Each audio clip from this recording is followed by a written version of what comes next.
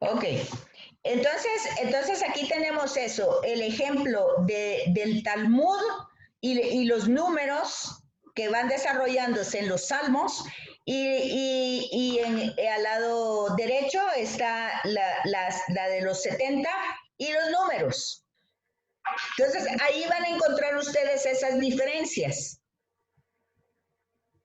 O sea que cuando encuentran dos números van a encontrar una pertenece al hebreo y otra es la del griego.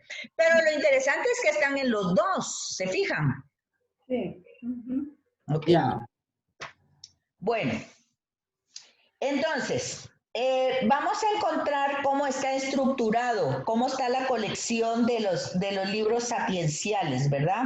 Entonces vamos a tener primero colecciones menores en el Salterio. O sea, los salmos se va a llamar el Salterio. Y está dividido en 5 libros, igual que el Pentateuco, ¿verdad?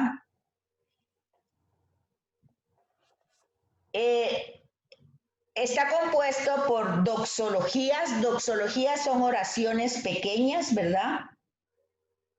Por ejemplo, bendito sea Yahvé, Dios de Israel, desde siempre y para siempre. Y todos los pueblos digan amén, que está en el Salmo 106. Entonces ahí van a encontrar ustedes que esa es una doxología. También hay otra. Aquí ya vamos en la 80. Ya. Esa que está atrás, esa está en la foto. Sí, Sí. esa está en la foto. Sí, gracias. Luego los 5 libros son, por tanto, aquí tienen en la página 81, en la primera línea, cómo se van a ir dividiendo. ¿Ya encontraron? Página 81. La tienen en la foto. Sí. Sí. Ok, entonces está. El primer libro está del 1 al 41. El 2 del 42 al 72, el 3 del 73 al 89, el 4 del 90 al 106 y el 5 del 107 al 150. Está dividido en 5 libros. Vean entonces cómo el rosario se divide en 5 misterios, cada misterio en 5, ¿verdad? De 10. ¿Se fijan? Interesante, licenciada. Ok. Dice que, por ejemplo, en el libro 1, casi todos los salmos están enteramente dedicados, se le atribuye a David. Casi todo el libro 1. O sea, estamos hablando del capítulo 1 al 41. El libro 2 presenta una primera colección a los hijos de Coré. Y ahí van. Y otros salmos a David, excepto el 66 y el 67, que son anónimos. Luego, en el 72, está dirigido, se le atribuye a Salomón.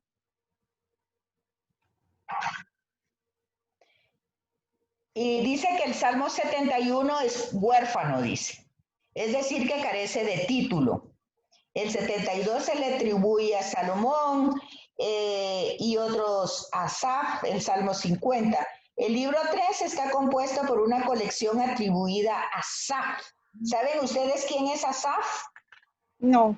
No.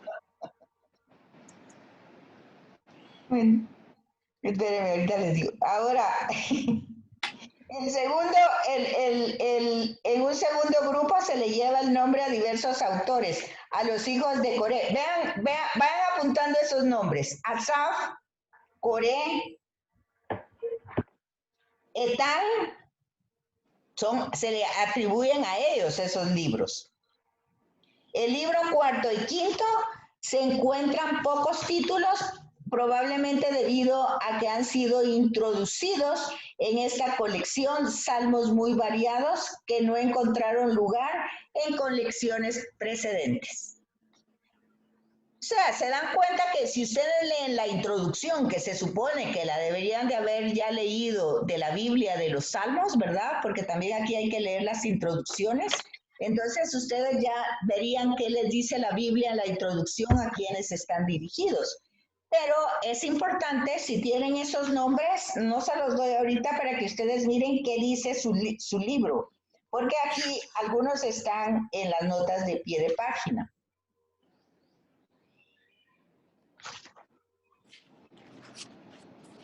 En relación al contenido, pues hay diferentes unidades. Eso lo van a ir viendo ustedes. Aquí está en la página 82 y 83, ¿verdad?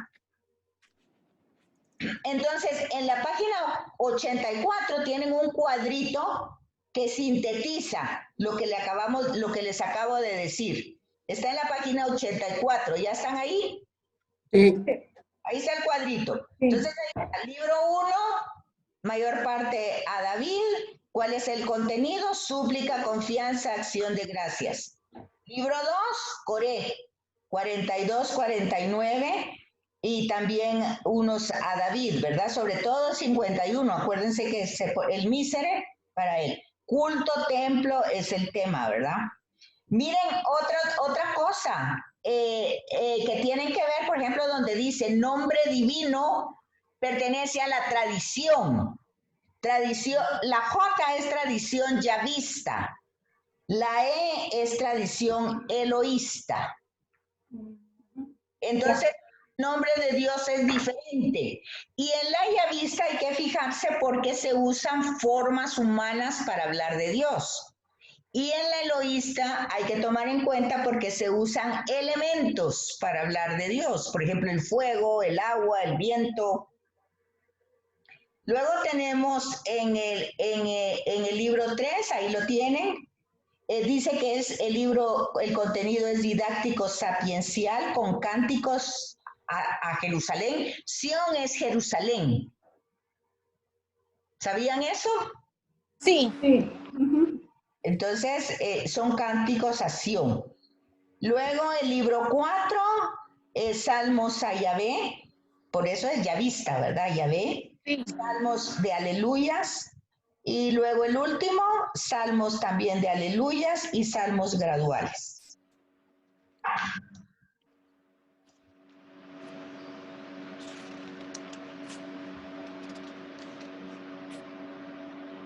Ok. Entonces, luego aquí, el Sitzin Leven de los salmos es la ubicación de cada salmo en su época. O sea, ahí básicamente, eso significa, el Sitzin Leven significa el contexto donde hay que ubicar el salmo. Y los títulos básicamente se los dio la Biblia de los 70. O sea, la Biblia hebrea no tiene títulos. Igual que la Biblia hebrea no tiene capítulos ni versículos. ¿Eso lo sabían? No. No, no. Eso es característica de la Biblia de los 70. Oh, ya, gracias. Entonces tenemos básicamente que los títulos tienen carácter musical porque tienen indicaciones litúrgicas. También tienen circunstancias históricas. También tienen sentido poético, porque tienen una especie de estribillo. Si ustedes han rezado la liturgia de las horas, se dan cuenta que se hace como en coros, dice, ¿verdad? Por ejemplo, el coro 1 y el coro 2, o sea que unos versículos, el coro 1, otros versículos, el coro 2. Entonces se van así, y por eso es que en la misa ahora, no antes, los salmos generalmente se cantan, ¿sí, verdad? Sí. Si no lo cantan todo, cantan por lo menos la respuesta. Bueno, eso como para darles una generalidad de los salmos. Y ya aquí luego entran ustedes al libro directamente, al género literario de los salmos, y vamos a encontrar que entre los salmos están los himnos. Ya dimos varias veces las características de ellos, que es un himno, ¿verdad? Cómo están dirigidos, qué es lo que quieren exaltar. Luego también tenemos salmos que realzan la realeza de Yahvé, que exaltan la realeza de Yahvé. O sea, Yahvé como rey, ¿verdad? Como rey y señor del universo. Y ahí están mencionados cada uno de los salmos que hace eso, ¿verdad? También tenemos salmos que ya dijimos, los cánticos a Sión, o sea, Jerusalén, ¿verdad? Y los salmos penitenciales.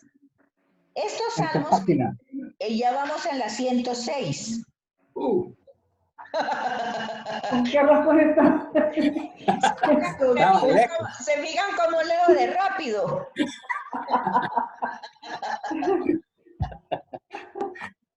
Es que hoy tengo que terminar los salmos. Claro. Entonces dice aquí que los salmos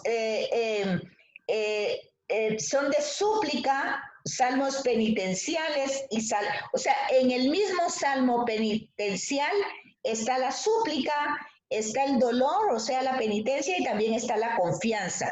Entonces, generalmente, ¿qué manda? Misericordia también. Ajá. El miserere. En el mismo salmo van a encontrar los elementos. Puede empezar un salmo con una situación de desesperación, de angustia, de queja, ¿verdad? Así. Pero poco a poco va avanzando el salmo y va cambiando la tonada o el sentido, ¿verdad? Y puede terminar en una alabanza. Eso muchas veces la gente no lo entiende y por eso no le gustan los salmos, porque no los entienden ese proceso. Por eso dice, la súplica dirigida a Dios pidiendo perdón por los pecados personales o de todo el pueblo, pidiendo amparo en situaciones de peligro hacia la nación. Miren, por ejemplo, dice qué es lo que amenaza a una nación, la guerra, la epidemia, la sequía. O sea, son cosas concretas que está viviendo el país. Entonces se recurre a Dios, ¿verdad? Se recurre a Dios y hay salmos para eso, ¿verdad?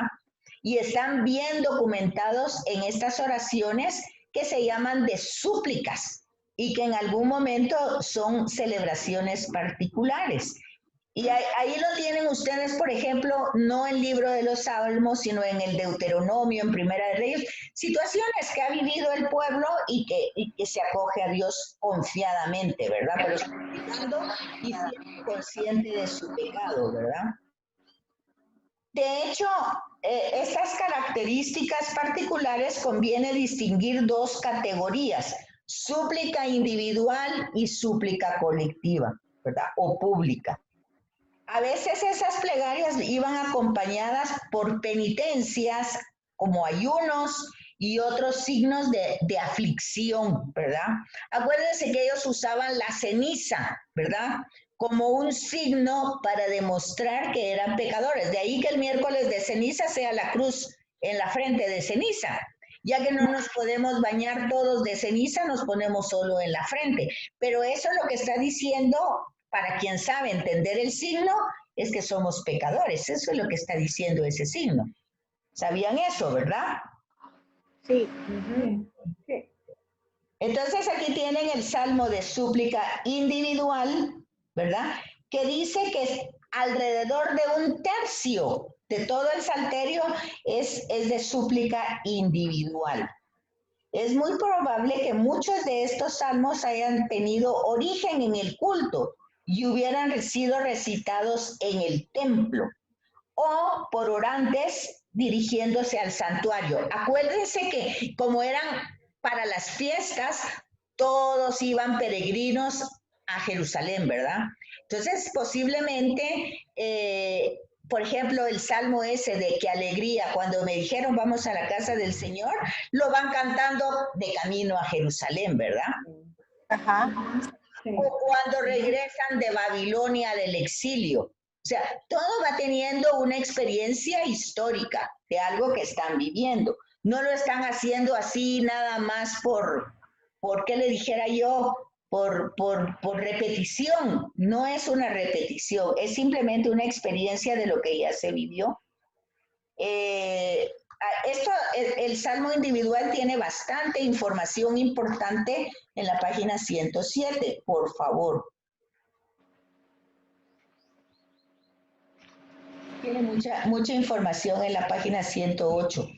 Después vienen los salmos de súplica recitados básicamente por Jesús en el Nuevo Testamento. Cuando la gente dice que Jesús se sintió abandonado por el Padre, Jesús lo único que está haciendo es orando. Un salmo de súplica. Dice, esto está en la página 108. Un rápido examen de la presencia de salmos de súplica en los escritos del Nuevo Testamento permite constatar la importancia de estos textos en lo que se refiere a la comprensión de la humanidad y de la misión de Jesús. O sea que muchos textos de los salmos van a hacernos comprender la humanidad de Jesús. Se observa particularmente la utilización de los salmos de súplica en la perspectiva de los relatos de la pasión, que ponen de manifiesto los sentimientos de Cristo. ¿Cuáles son esos sentimientos? Paciente, que ofrece su vida plenamente por la salvación de la humanidad, hasta el sacrificio de la cruz. La lectura de estos salmos, sin separarlos de su contexto original, quiere decir que yo tengo que leer el salmo hoy, aplicarlo hoy, pero no sacarlo de su contexto de origen, porque su contexto de origen me va a dar el sentido del salmo, ¿verdad? Entonces dice, ayuda a entender, además, la intimidad de la oración de Jesús con el Padre, revelándose de una forma nueva y única el misterio de amor de Dios hacia la humanidad. Es decir, cuando nosotros vemos la oración de los salmos en los labios de Jesús, nosotros lo que entendemos es esa íntima relación que hay entre Jesús y su Padre en el momento del sufrimiento, en el momento del dolor. Entonces, pero Jesús le da un giro diferente, ¿verdad? Y aquí tienen ustedes todas las citas que se desarrollan ahí. Se dan cuenta que, por ejemplo, dice, confió en Yahvé, pues que Él los libre. Ahí todos esos son temas de los salmos. Ahí tienen todas las citas. Después están los salmos penitenciales.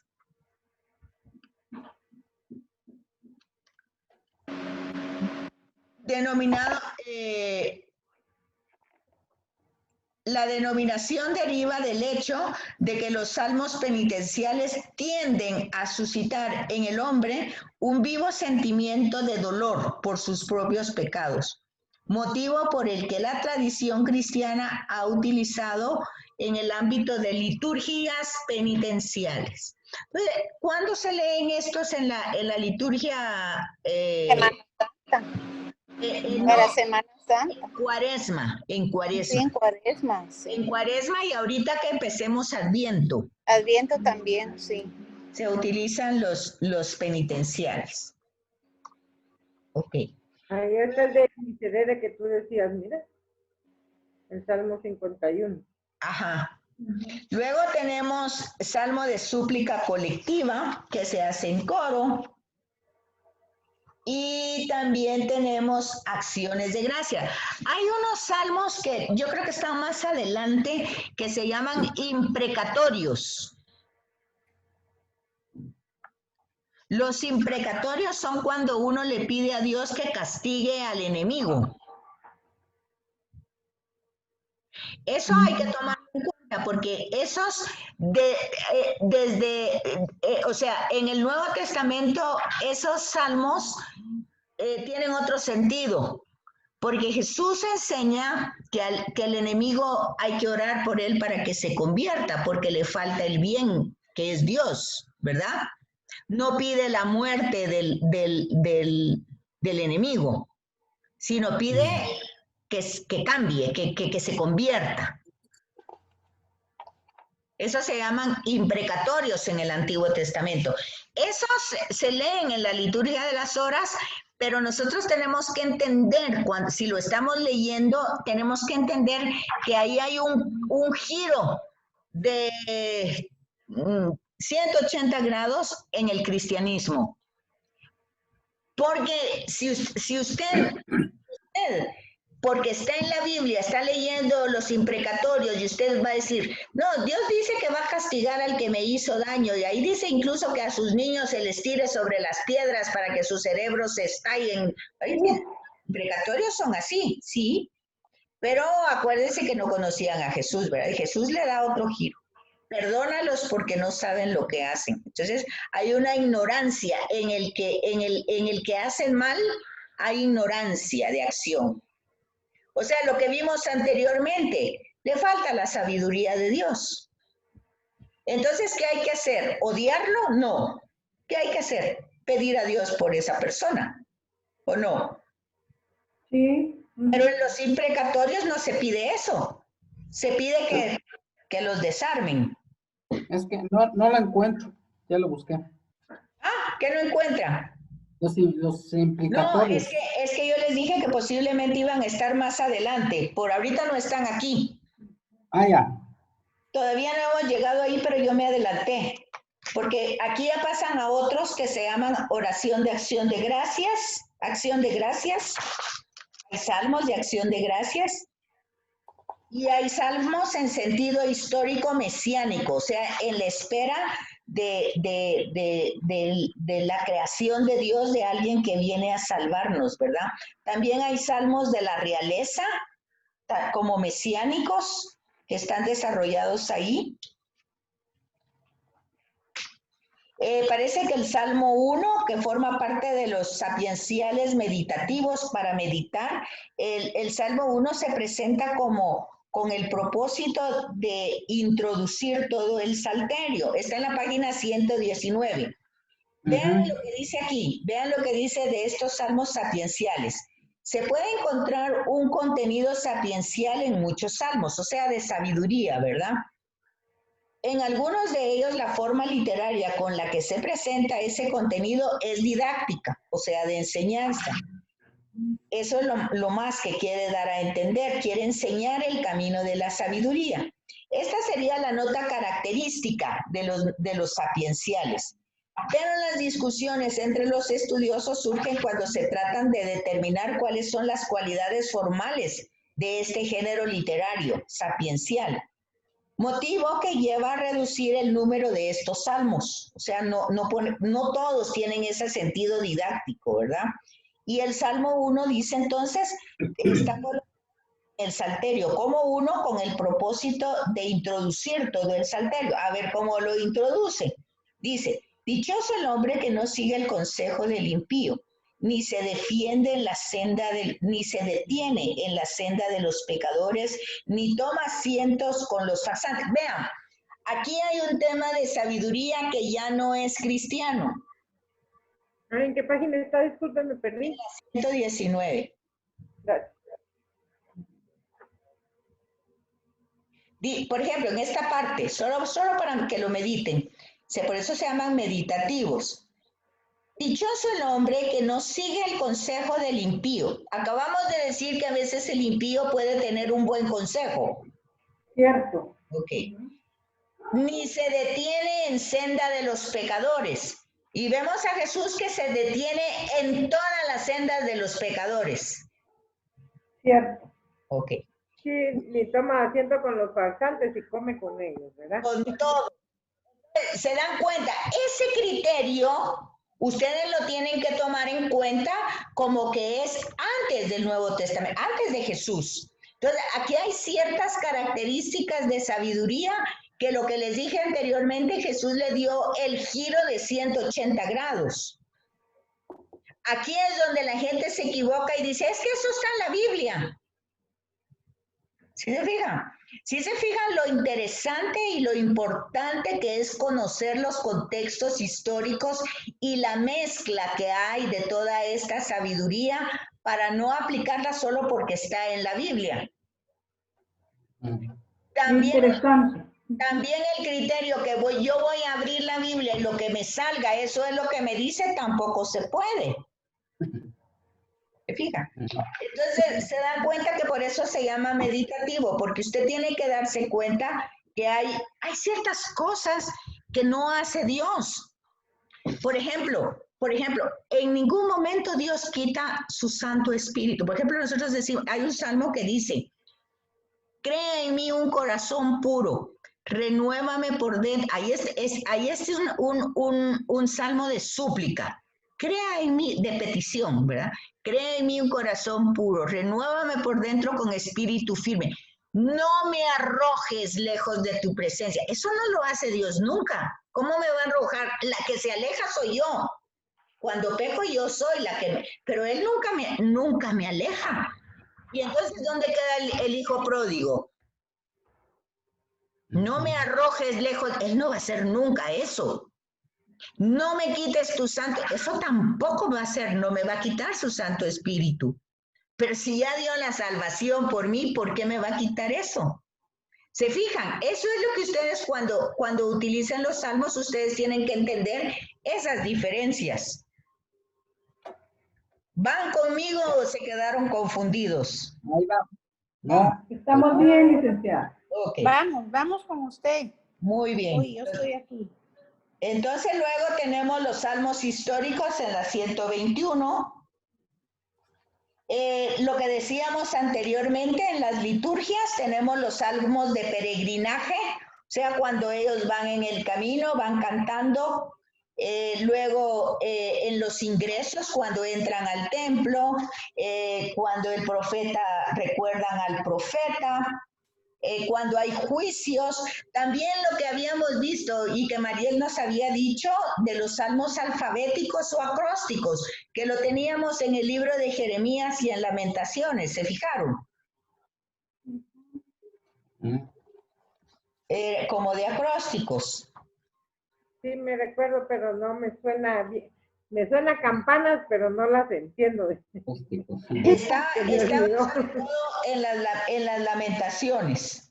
Y muy importante, por favor, la página 126 y 27, sí, por favor, eso sí necesito que lo lean. 126, 27, 28, hasta la 3. Son 4 paginitas que por favor necesito que las lean y que me digan un poquito el resumen de eso dentro de 8 días, si Dios nos da vida. Tenemos entonces 5 minutos para que se acabe, 6 minutos para que se acabe nuevamente. Lamentablemente no se puede hacer esto es muy rico, tendría que trabajarse más despacio, pero ya saben que no tenemos el tiempo. Entonces es más que todo un vistazo, abuelo de pájaro, para que ustedes tengan idea. Sí necesito que lean un poquito para que antes de entrar a cantar de los cantares, que es más pequeño, ustedes me hagan preguntas de dudas, de inquietudes, que busquen ahí los imprecatorios de eso que les acabo de decir, o otros nombres que tal vez me los salteé porque no lo vi por ahí, pero tienen que estar.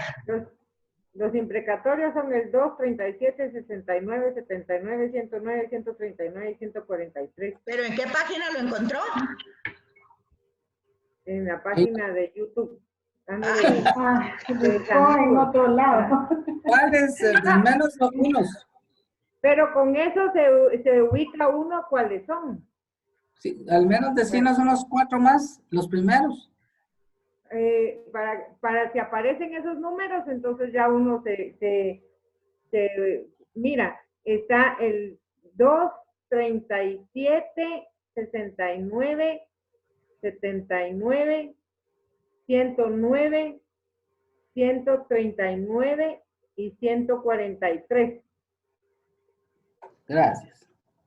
Va, entonces solo para terminar la teología de los salmos en el Nuevo Testamento y ya entraríamos al otro libro de hoy en 8 que sería Cantar de los Cantares. Ese es chiquitito. Ese es chiquitito y vamos más rápido. Si tienen más dudas de Salmos, lean un poquito y le podemos dedicar todavía la otra clase a Salmos. Muy bien. Muy Sí. bien. Si tienen inquietudes, si no, seguimos de largo. Ya. Muchas gracias, sí. Hay unos salmos que sí son así, como que sabrosos de leer. Y hay otros que le revuelven a uno. Pero Sí, no todos consuelan, no todos tienen el propósito de consolar, es lo que les estoy diciendo. Por eso, cuando uno los lee, tiene que leerlos desde el contexto histórico que se escribió, para saber, no solo repetirlo así como cualquiera. ¿Entienden? sí, pero entonces ahora sí voy entendiendo más, pues, porque yo leía mi librito del Salterio, según va el día, ¿verdad? Pero había unos de ajisto porque dice esto, decía yo, ahora ya entendí por qué. Sí, muy importante, licenciada, porque si no uno se deja como desconcertar a veces, ¿verdad?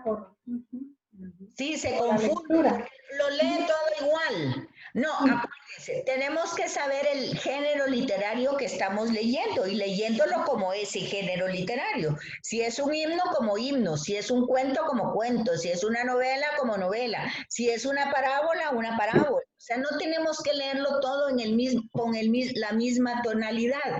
Yo creo que Carolina nos puede ayudar en eso, porque ella en eso es su fuerte. Ya quisiera yo, pero no tanto. Pero nos puede dar tips de eso, porque realmente uno tiene que, eso es lo que pasa cuando la gente lee, el lector en la misa es pésimo, porque Ay, qué horror. lee como cualquier cosa y no, para empezar es una proclamación.